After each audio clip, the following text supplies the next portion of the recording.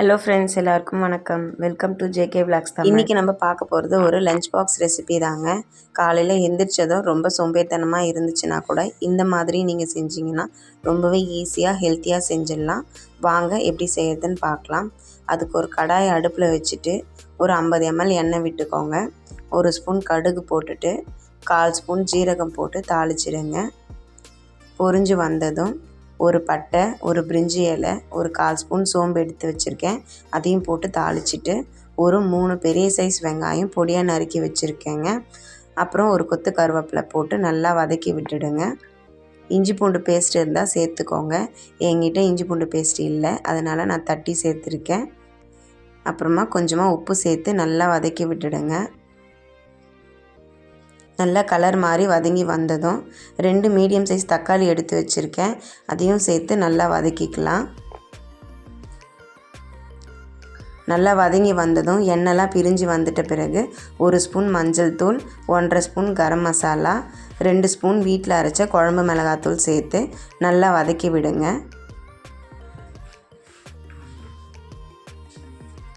நல்லா வதங்கி வரட்டுங்க. இந்த ஸ்டேஜில் ஒரு 1/2 டம்ளர் தண்ணி விட்டுக்கோங்க. தண்ணி கொஞ்சம் கொதித்து வர நேரத்தில் நான் காலிஃப்ளவர் கொஞ்சமாக எடுத்து மஞ்சள்தூள் உப்பெல்லாம் போட்டு நல்லா சுடு தண்ணியில் வாஷ் பண்ணி எடுத்து வச்சுருக்கேன், அதையும் சேர்த்து நல்லா வதக்கிடலாம். வதக்கிட்டு கொஞ்ச நேரம் மூடி வச்சுருங்க. ஒரு 5 நிமிஷம் காலிஃப்ளவர் நல்லா வேகட்டுங்க.